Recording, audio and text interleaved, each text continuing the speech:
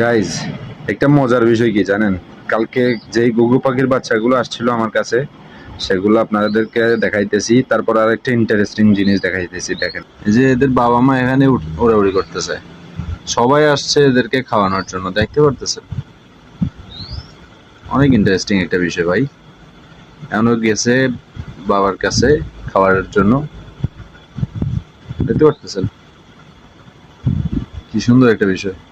একটা বাচ্চা এখানে চলে গেছে বাবার কাছে খাওয়ার, এখানে বসে বসে ডাক দিতেছে। দেখেন, খুবই চমৎকার একটা বিষয় ভাই।